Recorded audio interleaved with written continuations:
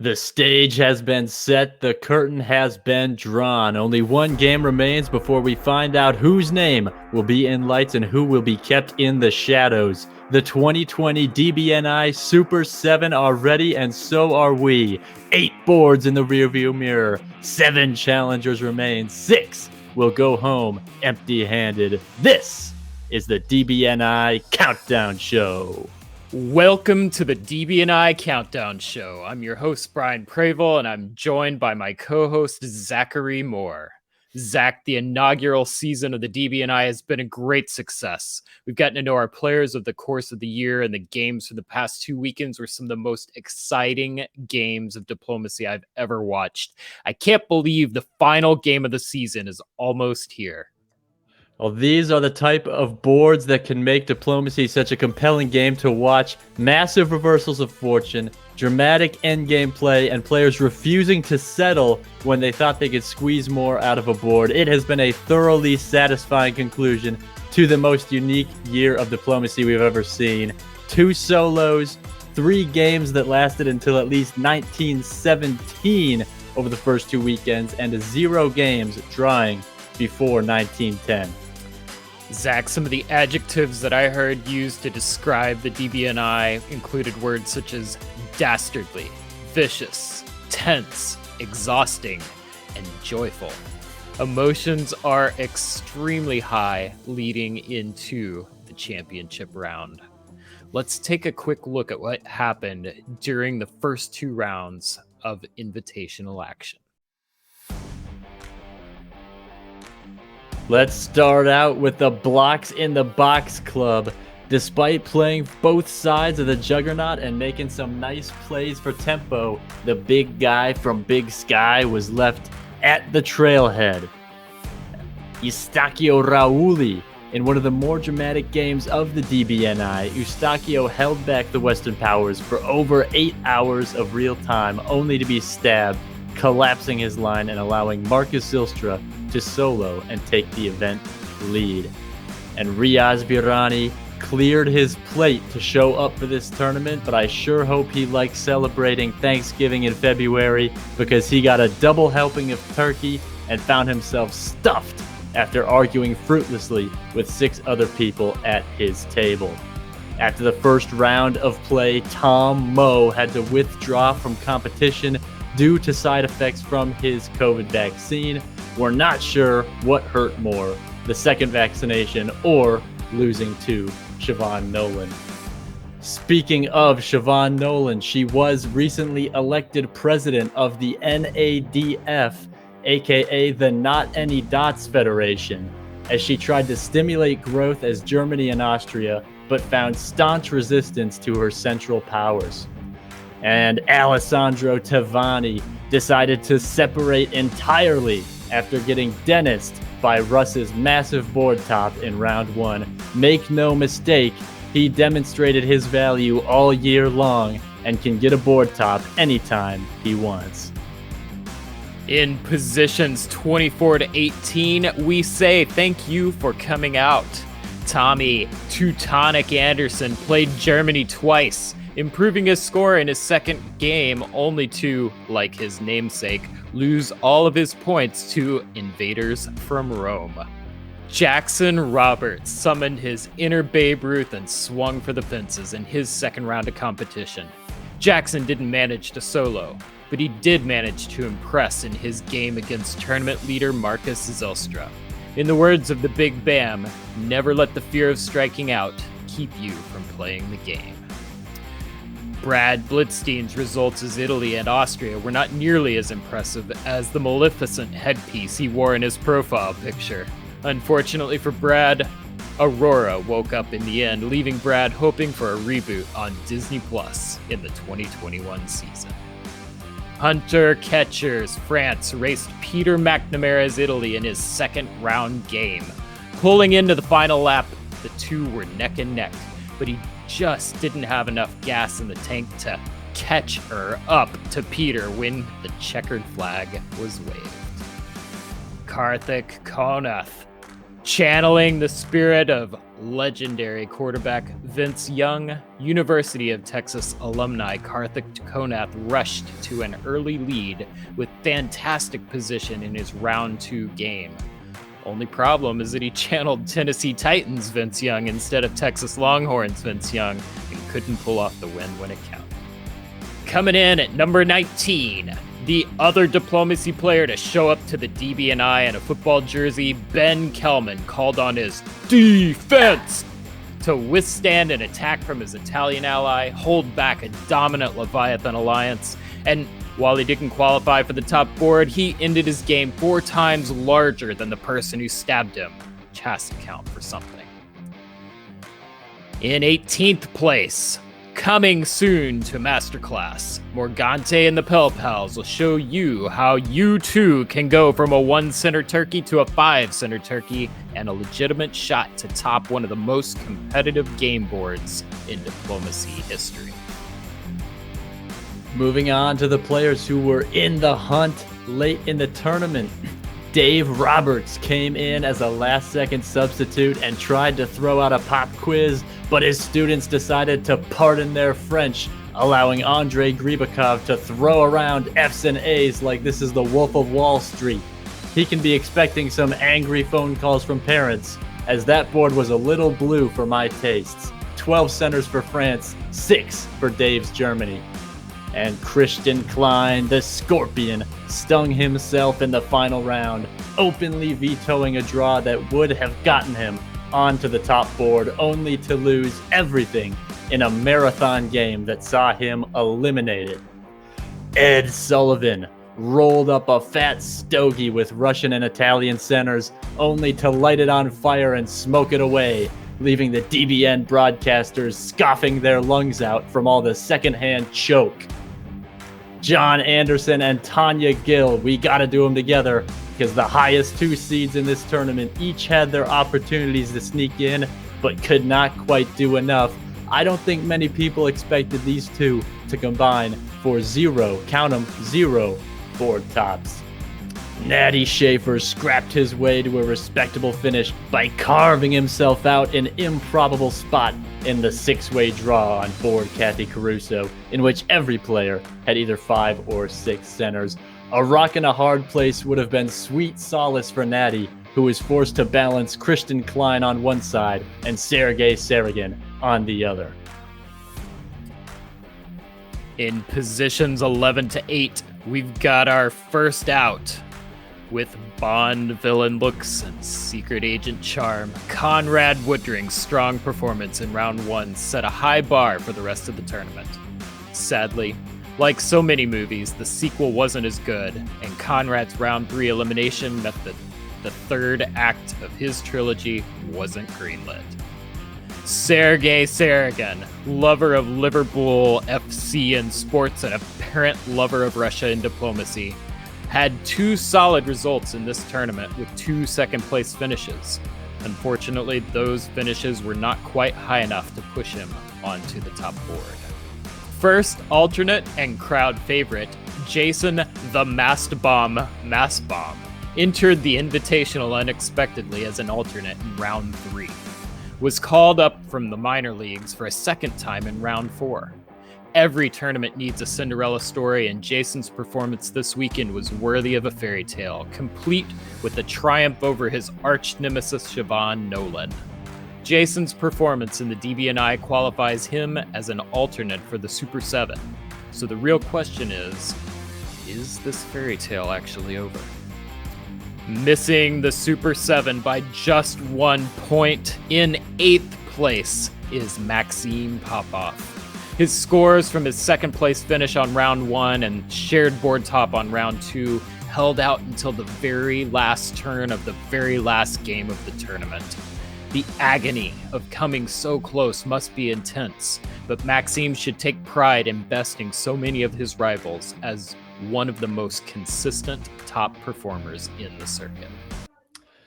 And let's get to the top 7, Brian. Nicolas Sahujet crept up on his opponents, staying flat for most of the game before sour creaming everybody on his way to a 12 center performance. Unbelievably, Nicolas was the highest ranking player in the DBNI without a tournament win, and now he finds himself as the only person on the top board without a board top to his name. 3, 2, 1, liftoff. The rocket named Farron hit stage 1 at Carnage, stage 2 at the VWDC, and has officially entered orbit by qualifying for the Super 7. Farron Jane's round 4 win on what might be the most stacked board in diplomacy history leaves no doubt in the mind of this analyst that Farron has officially joined diplomacy's elite. Well, Matt Krill Leo Fish filled up on cheap centers early, but struggled to stomach the pushback and couldn't move comfortably for several hours. Never deterred, he rallied late, topping the final preliminary board with 13 centers and eking his way into the big game. While the 12 center round 1 board top earned Andrei Gribikov a chance to compete for the championship, it was his hard-fought 1 center survival in round 4 that pushed him into 4th place. With an impressive 43% topping percentage, Andrei is a sleeping giant who could win this event. And coming in 3rd, Russ Rambo Dennis drew first blood in what turned into a shootout, and then put in a so-so sequel that did just enough to earn him a 3rd installment. Will he be able to bust out of the box office, or will he find himself in the crosshairs of another unimpressed RT? In 2nd place, no player had more influence over the scores of his fellow competitors in this tournament than Peter McNamara. Peter's impressive solo as Italy in round 2 kept several of his other rivals from qualifying from the top board. Peter's shown a mastery of tactics all season long, but it was his diplomacy that won him the solo and his position in the Super 7.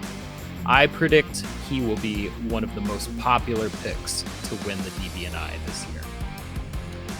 And coming in at number 1, Marcus Zylstra must have been thinking about baseball because he lasted forever during an untimed game and dug out a solo shot in the bottom of the 10th year to claim the number 1 seed going into the top board.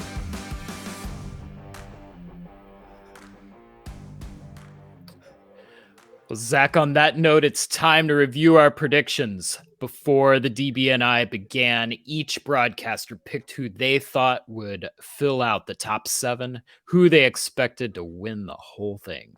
You can catch all of those predictions during the DBNI pregame show, which you can catch here on DBN at 7 p.m. Eastern Time. Shameless plug. But Zach, I can't resist another chance to go toe-to-toe with you and reveal our picks right now. I just hope that we do a better job of this than we did with Bubble Watch. Can't do much worse, Brian. All right, well, let's get to it.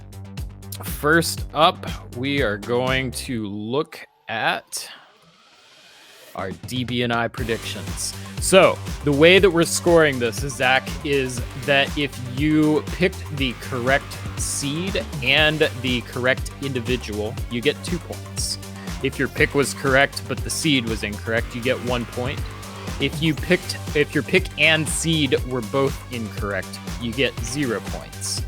At the end of the event, if you correctly predicted the winner of the first DBNI championship, you come away with 10 points.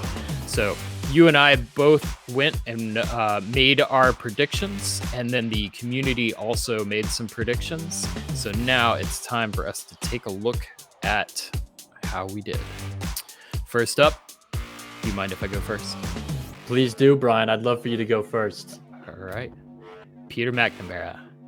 Peter did qualify, but I picked him as my number 1 seed, and so the seed was not correct, so I score 1 point. My 2nd seed, Nicola Sahuke.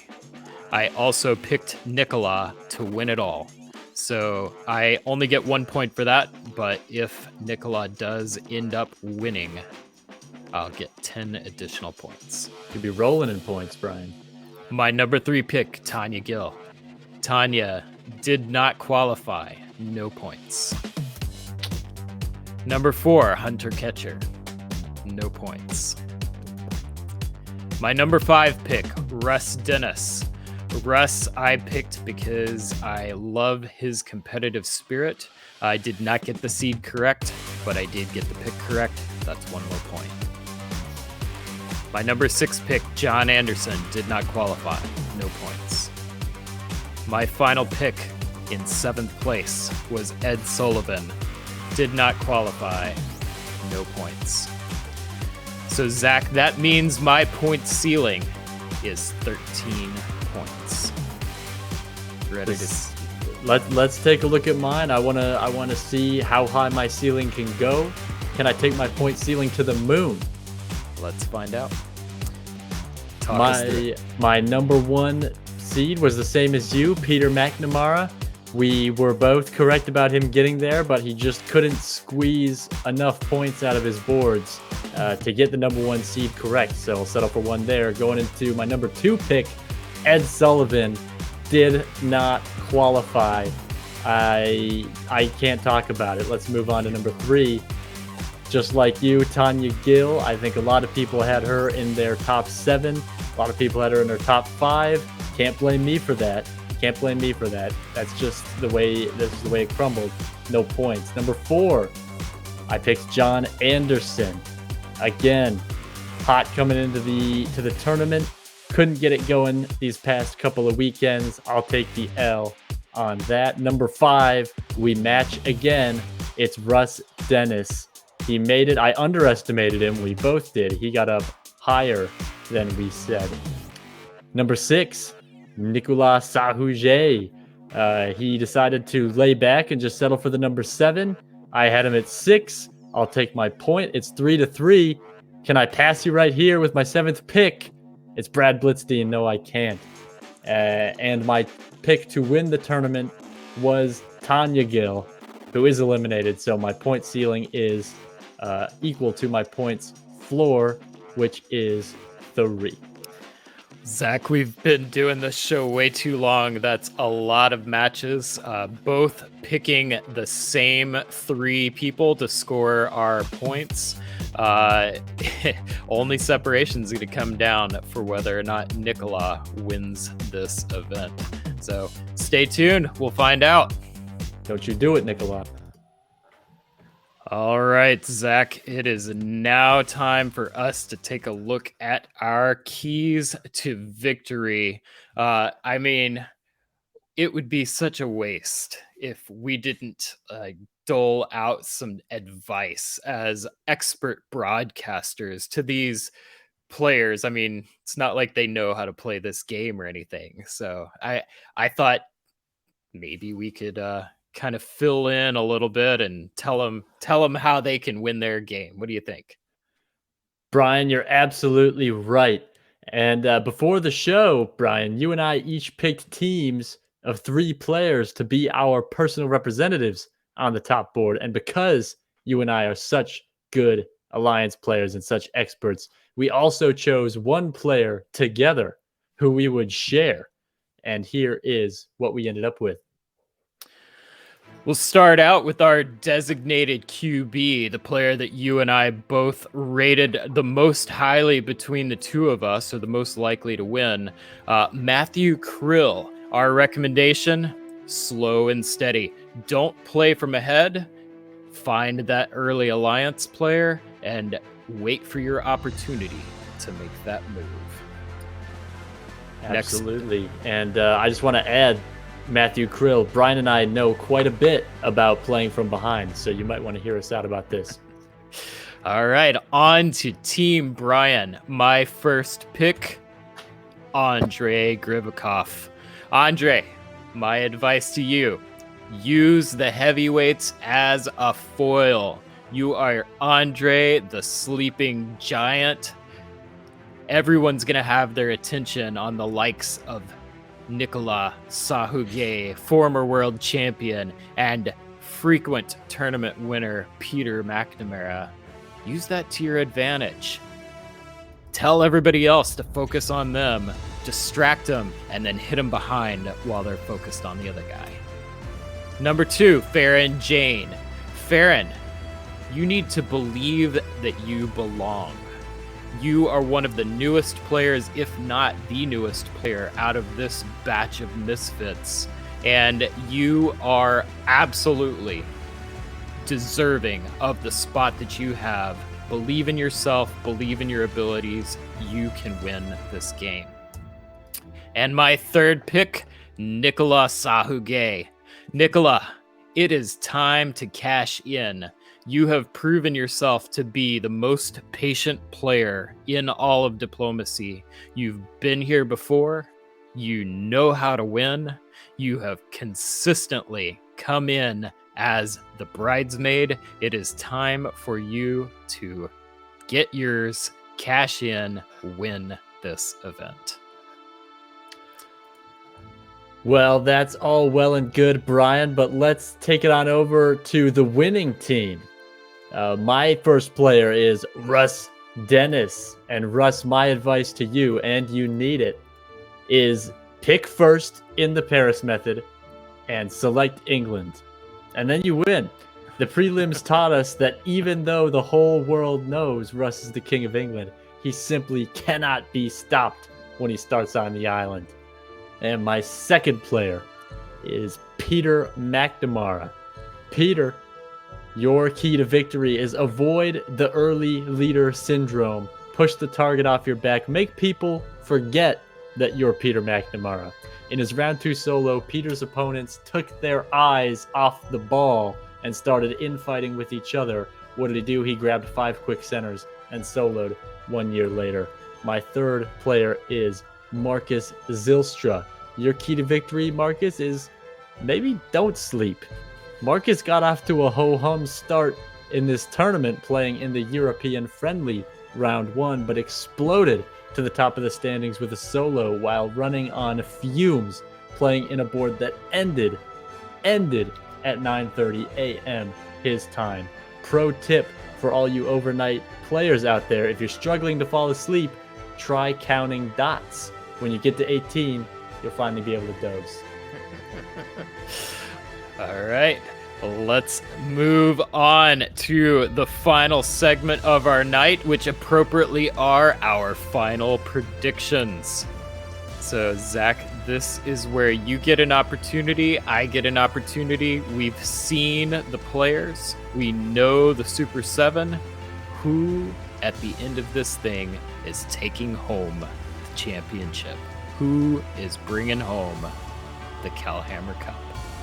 My pick, I'm sticking with Nicola Sahuge. Nicola knows how to play with the target on his back. He is a former world champion. He has done this before. He has proven that he can win all season long. He has that experience. You can't be a bridesmaid forever. I mean, just statistically, come on. Nicola has come in second. He is the only player that qualified in the top 10 without having a single tournament win. Just the pure odds. It's got to be his time to win. And for that reason, I'm picking Nicola Sahuge to win it all. Well, Brian, I will also stay in-house and choose Russ Dennis. Russ is a big picture guy. He sees the whole board. He looks past the short-term considerations, and the final board is a big picture board. You got to be 6-7 steps ahead with these type of players. Russ plays a strong, methodical game, not too fast, not too slow. I think he's got the right pace for this type of environment, not to jump out and be intimidating, but not to put himself in a powerless position. And I believe that he is going to come away with the crown. And I believe that I have a third point about Russ Dennis. And that point is that he's willing to make the big move when it counts. The top board is not the time to get cold feet. I've never seen Russ Dennis get cold feet, especially not when the person he's getting ready to stab is me. So I have no doubt that he'll be ready to do what needs to be done in the late game. Well, Zach, I love the pick. Russ is one of the most competitive players that I know. I did waffle back and forth and almost made that same selection. So I wish you luck in your pick. I wish all of our competitors luck in their endeavor. And most of all, I'm just grateful for being able to watch some fantastic games of diplomacy. Cannot wait for this game coming up this weekend. So, speaking of upcoming events, we have the Diplomacy Broadcast Network Invitational Championship game, February 27th at 7 p.m. Eastern. And then a little thing called the Virtual Diplomacy League Season 2. You want to talk to us about that? March 13th, folks, it's kicking off. Virtual Diplomacy League concluded their first season in January. Tanya Gill brought home the championship. We took February off, and we're back March 13th. Rounds at 2 a.m., 9 a.m., and 4 p.m. all Central. We've got a great mix of newer players and old hands registered for this one. You won't want to miss it. Sign up via the VWDC Discord server, which is linked in the description below this video. Well, Zach, that will wrap things up for us tonight. I want to thank everyone for watching. I want to thank you, Zach, for helping me put this show together. It has been a lot of fun. And if anybody has any questions or feedback, you can reach us at DiploBN on Twitter or email us at info@diplobn.com. And we also ask, if you enjoyed this show, please subscribe. Adding these subscriptions helps us share this game that we love to larger audiences. Thanks, everyone, and have a great night.